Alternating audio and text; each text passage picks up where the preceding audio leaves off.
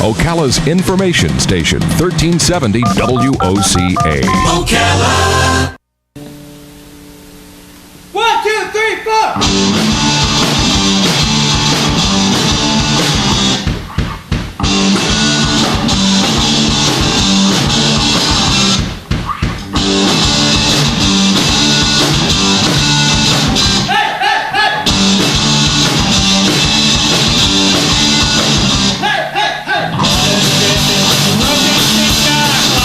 All right, 23 minutes before 11 o'clock. Thank you for tuning in. You might have heard that song on this radio station before. That's because it's from a local group called Junkasis, and I don't remember when that was. That was some time ago. Our next guest is one of the members of that group, but he doesn't have a guitar with him today. In fact, he's really not talking about music. Maybe not entirely.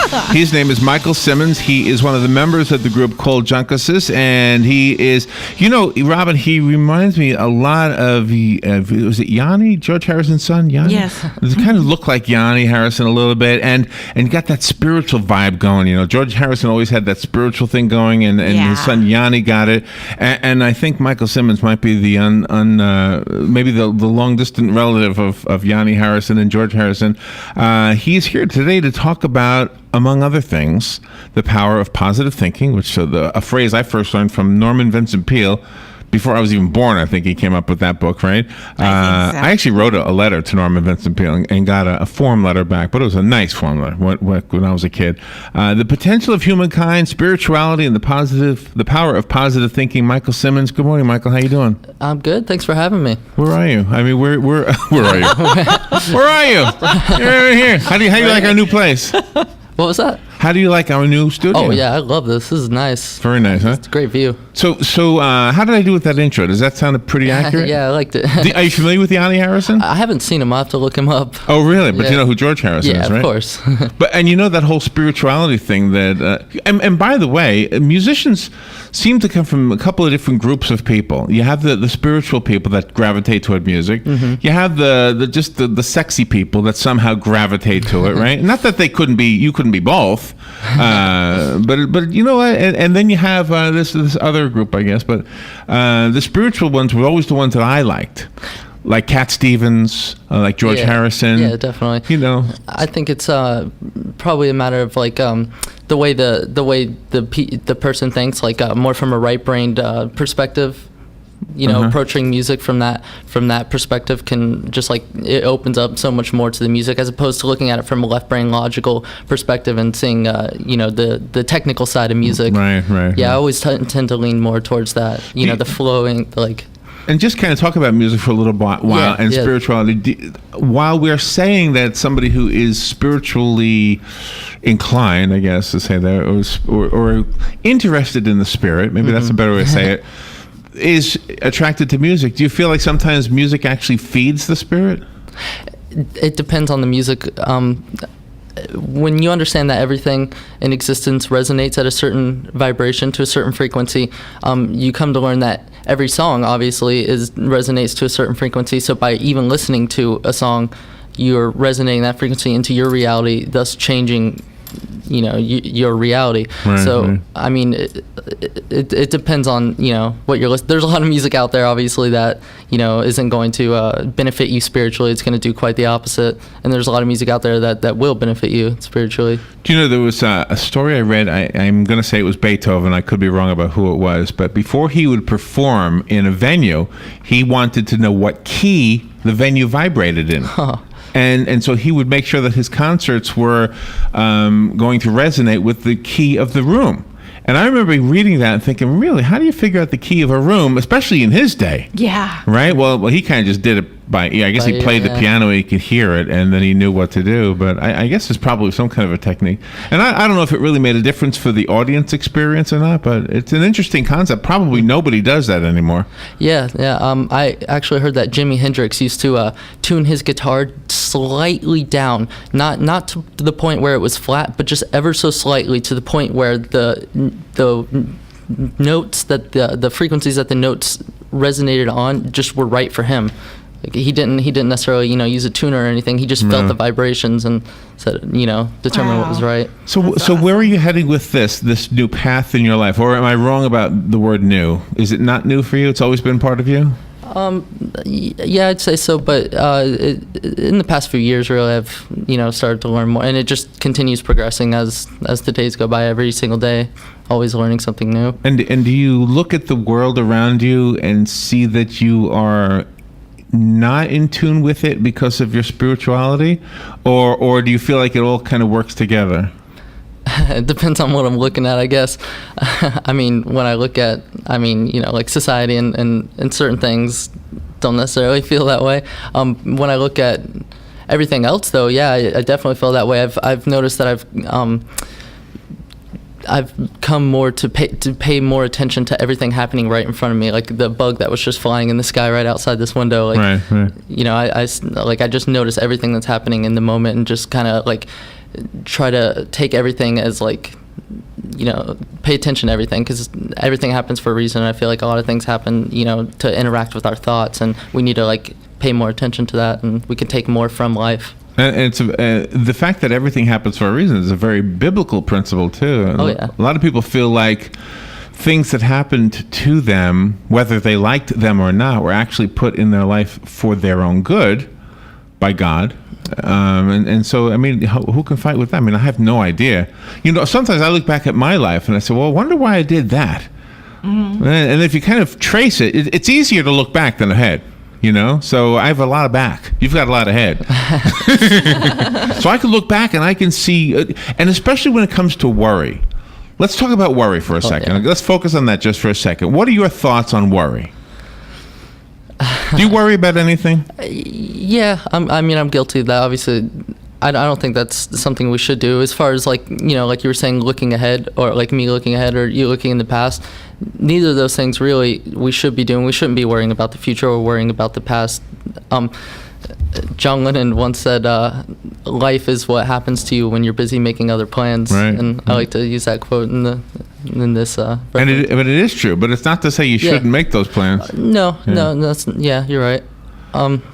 It's good to have an idea of where you're going, but I think we need to practice more. Just letting go and stop worrying so much, and just enjoying the moment. Well, actually, looking back though is my way of trying to put somebody else at ease who was younger than me, who's worried about the future. Because if I look back in my past and remember my own worries, and then looking back at it now, say, wow, if I could have looked ahead to now, I would have known, wow, everything's going to work out. And I think probably anybody who's had a few years can look back. You probably can do it. I mean, your life, you can look back at something you were worried about, maybe a test or a move or a girlfriend or something like that, and it all worked out, right? Yeah, definitely. And I definitely still struggle with that now too. Worrying about a lot of things going on in my life, and that's something I've been dealing with. And it is hard to stay in the mindset of, because there's this new age idea of just thinking everything is okay, just thinking positively and thinking everything's going to turn out all right. Right. And it is true, but that's only half of the equation. And the other half is to actually look at our lives and assess where we are, how we got here, where we want to go next, and how to get there.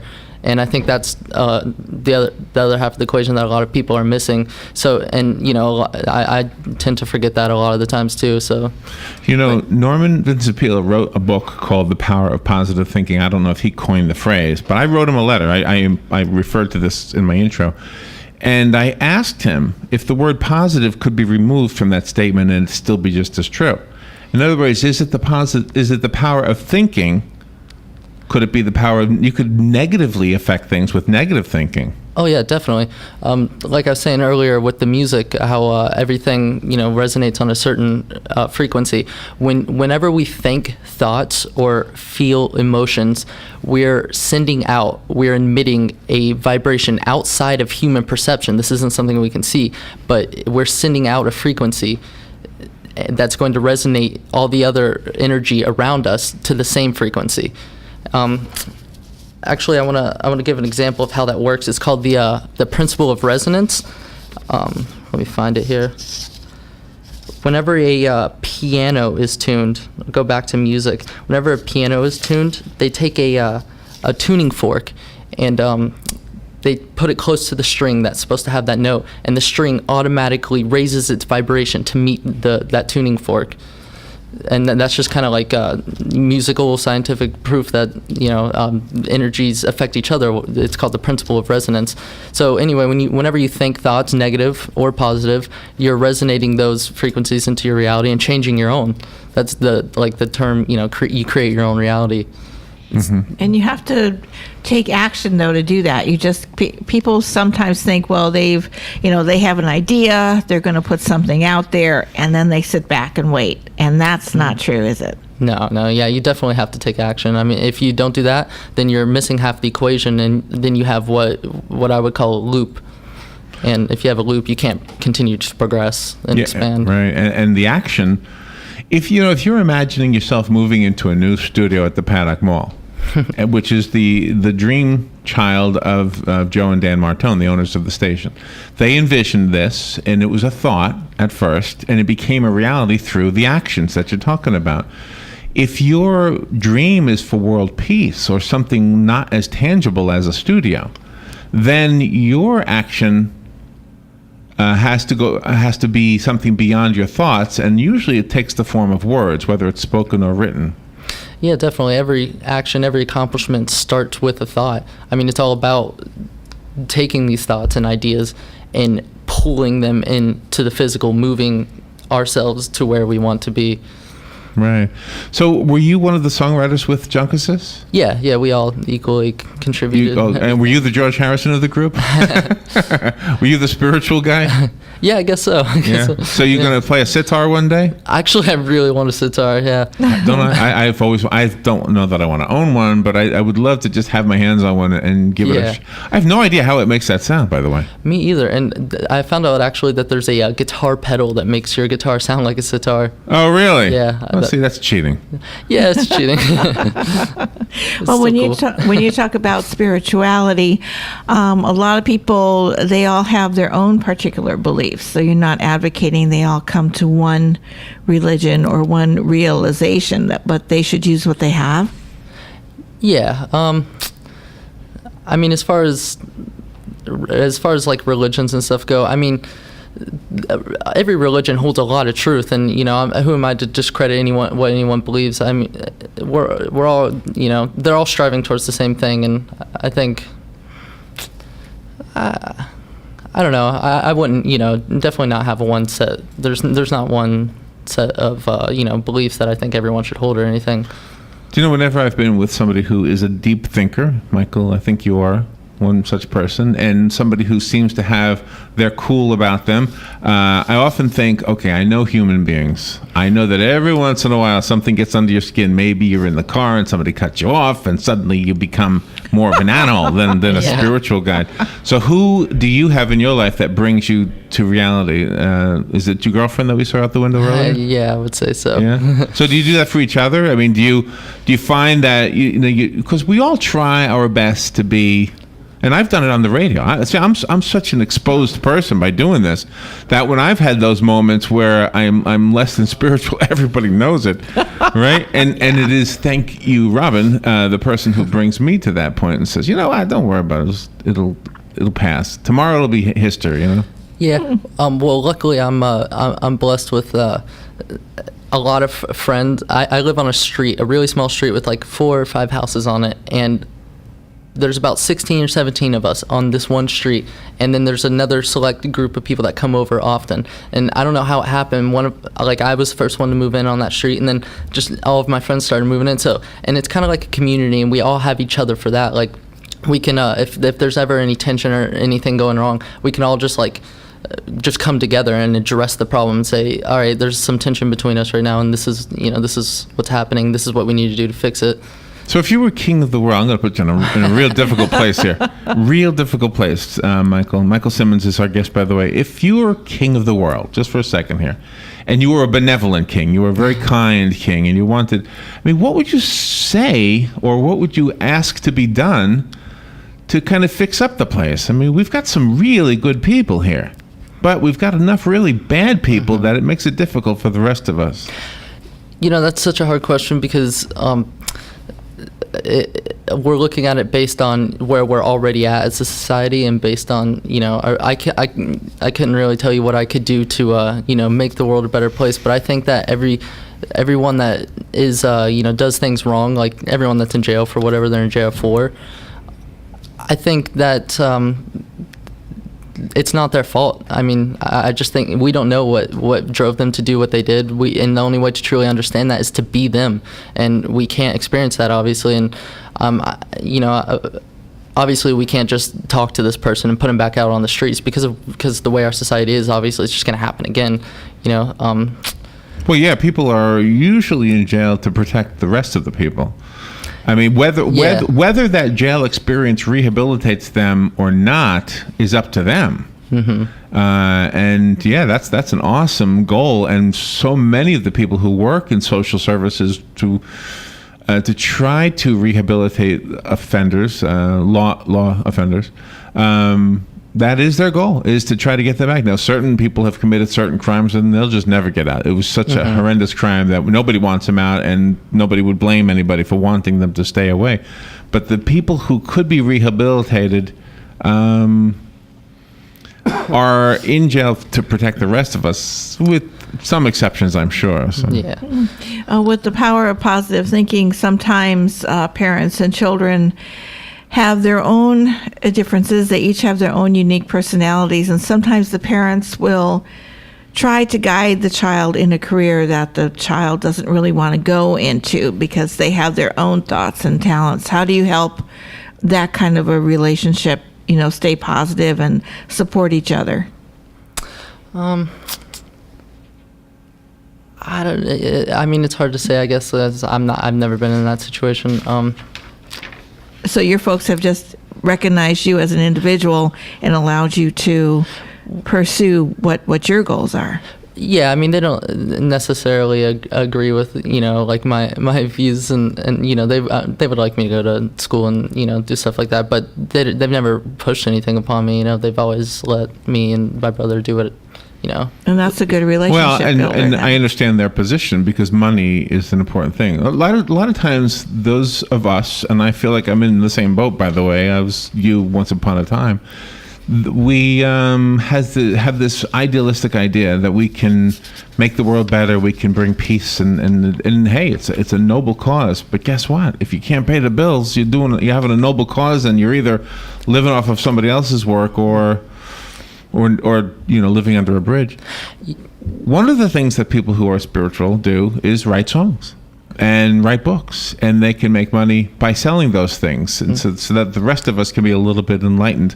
I know you're a musician, so I'm guessing there's more music in your future. Are there more writings, like books and things like that? Yeah, I've always actually wanted to write a book, and I'm sure I could do it because I feel like I have so much that like in my head that I could put down. But yeah, I've been struggling with that myself too, as far as like working, because I do understand that given our society and the way things are, you obviously have to have money. I mean, as a human being on this planet, I feel like I should be able to live for free. I feel like I should be able to be alive for free. Obviously, that's not the way things are. I have to have a job, and that's something I've been struggling with, is because I could get a job that I am okay with, and just to get by and make money and pay my bills and have fun with my friends and stuff, but I can't help but feel like that in itself is a loop. And so what I've been doing lately is I've been making art, and I'm never really been much of an artist, but I've been trying, and I've been wire wrapping crystals, and just doing other things doing work for people, and just doing other things to just kind of create my own job. And well, as far as the notion that you should live for free, there's not a creature on this planet that gets away with that. Every animal has to work to provide for itself. Oh, yeah, I'm not saying that we shouldn't have to work to survive. If I had to work by growing my own food, maintaining my land, building my own house even, I'd be okay with that. But it's just, maybe I just think differently than everyone else, but I just have trouble bringing myself to go work for, like, say, sit in a call center, because I've worked in 2 call centers now, and sitting in front of a computer on the phone, I don't know, there's... Do you have a lot of nasty people and you called them up? Yeah. Yeah. Yeah, that'll chase you. You know, Robin was a bill collector for a while. Yeah. really? Yeah, so she that wasn't fun. Talk about having nasty people on the phone. Yeah. And we did a talk show for a while. Talk about nasty people on the phone. Oh, yeah. I'm just teasing. In the email that you sent us, Michael, you said, I am currently working on a lot of projects to get ideas out there. And that's why I'm asking about the books, because I'm wondering what you meant by that. Mainly, I've been trying to work on making like videos, just talking about different things and putting them online, and just like even not necessarily books, but like just like short like articles and stuff. I'll write, like I'll just out of nowhere just get the inspiration just to write something about a certain subject that I just experienced, or and I'll get on Facebook and post it for everyone I know to see, and like stuff like that. Right. If the good witch of the north could come down and grant you a wish, what would it be? I'll ask it two different ways. For yourself, well, three different ways. For yourself, for your family, and for the world. Okay. For the world, I would.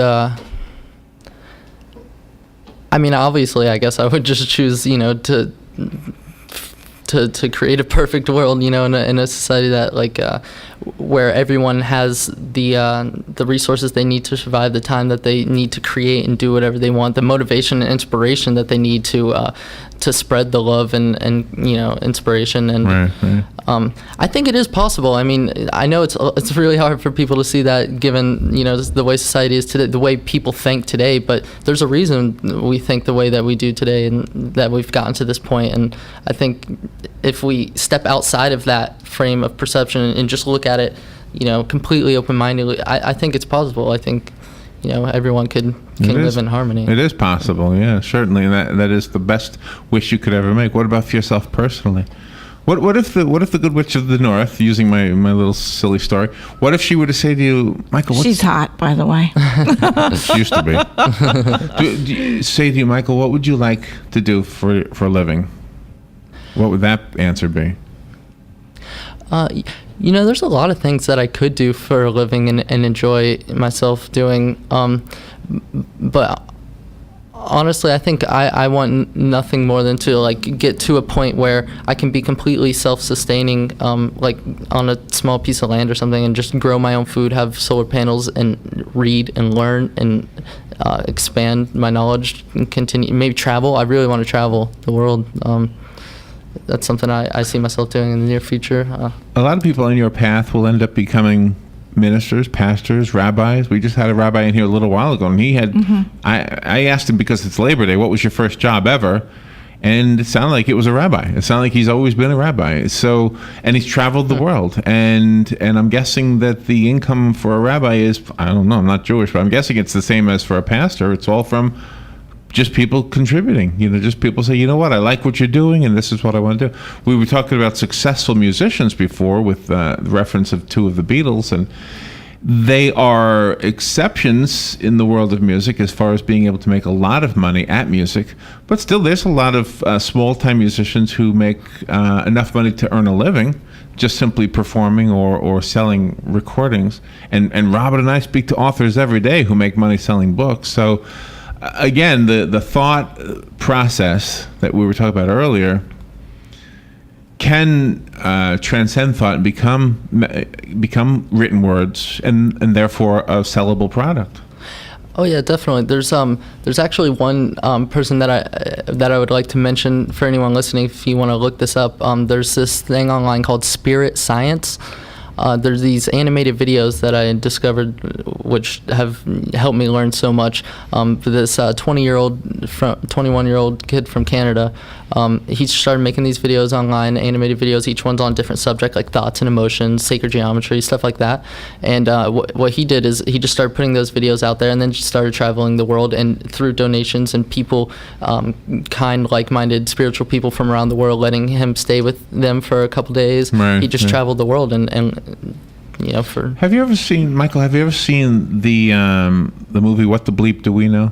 I actually haven't. I've heard of it though. Okay. Have you ever heard of the concept or the theory that words can actually manipulate matter? and it's demonstrated with water molecules. Have you ever heard of that? I don't think so. Okay, you got to look this up. Because this is profound and this is astounding, and I think you will find this interesting. Actually, I haven't heard that specific one, but if it's anything like some other things I've looked up, I'm pretty sure I know what you're talking about, because just by the way you said it, sound manipulating water, sound is a vibration. Everything's a vibration, energy vibrating, at a certain frequency, and everything is sound. And they actually did an experiment called the I'm not sure how to pronounce it, Shalandi plate experiment. And what they did is they took a black iron plate and put random sand particles all over it, and then they resonated a certain frequency over that. And whenever the frequency went over all these sand particles, the sand particles instantaneously formed into perfect geometric patterns and changed based on when the frequencies changed. Yeah, I've seen that experiment. The one I'm talking about is a little different. And look up. I'll find it when we get off the air. I'll find it for you so you can look it up directly. Because if you watch the whole movie, it's very interesting. But the part about the water is what I wanted you to know about. They did some experiments, and they did microscopic view of water molecules. And they had a water molecule that was just a control water molecule. This is what it looks like. They had water molecule where people were saying hateful things, and it was all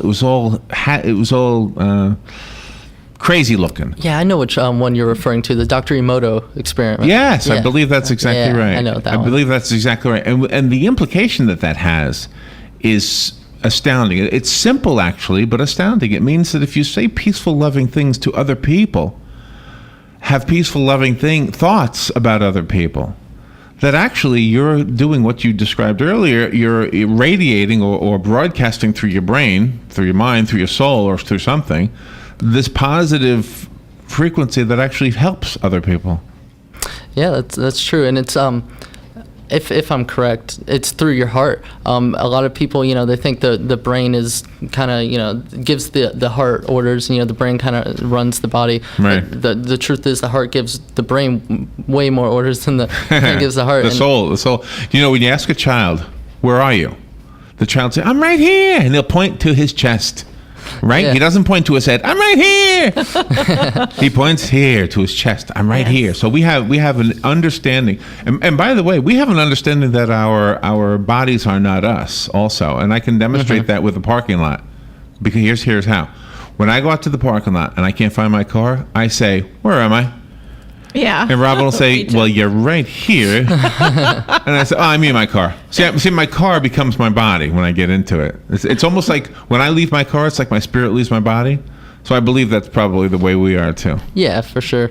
And it's actually been scientifically proven now that the magnetic field created by our hearts, it's been proven that during times of certain emotions, when we experience certain emotions, that magnetic field extends outward into the physical world. And collectively, as a collective, the human race, this field can be seen from space. Really? Yeah. Wow. I had never heard that one. Wow. Well, how do you help people then when they start going off the deep end, like road rage and things like that? What can you instill in them to be calm? I could be helped there. It depends on the person's situation. If I encounter someone who's going through something, if it's my place, which it probably is, because if I encountered him, it must mean, the way I take it at least is, I was meant to help this person. So I would just start with, figuring out what's going on and, just following my intuition and seeing if I can help them through it, I guess. Do you believe in karma? Yeah, definitely. It makes sense, when you resonate positive, vibrations into your reality, when you do good things, you're going to get it back. What you give out is what you get back. Always. It seems like it's always true. Yeah. Some people call it the law of reciprocity. Some people are hung up on words. Mm-hmm. Certain words are associated with certain cultures, and so they prefer their own culture. So I just wanted to make sure that we understood it was the same thing.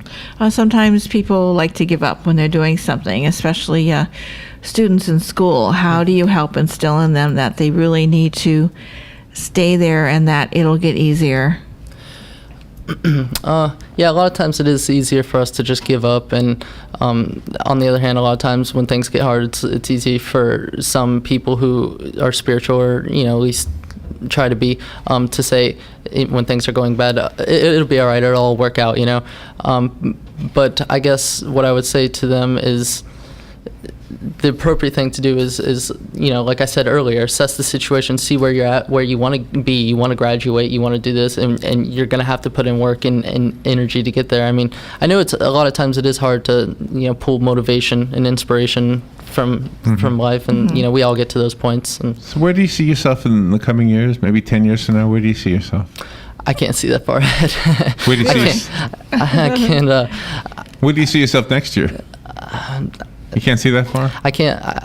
I can't. I don't even really see past today, honestly.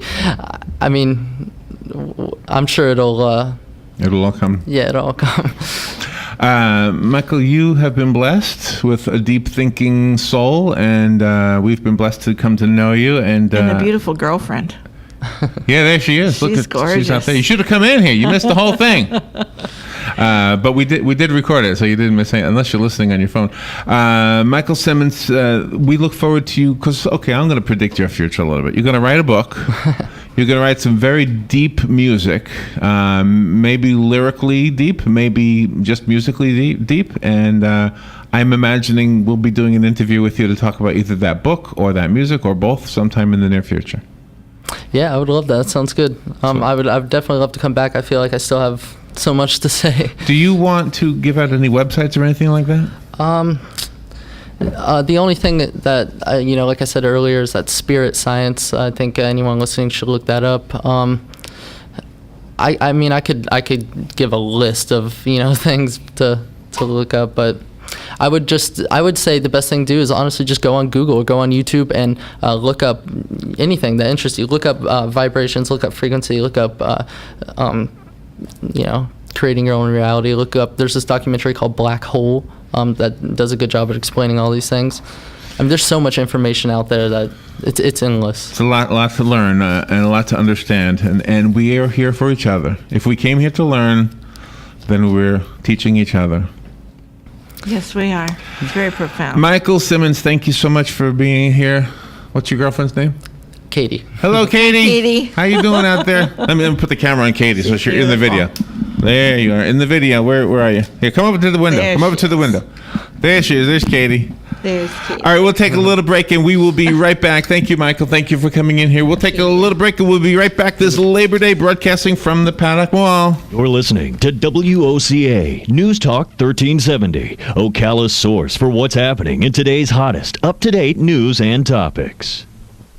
Habitat for Humanity of Marion County has been invited to be one of the charitable benefactors for the Mill Yard Monster Run, Ocala's first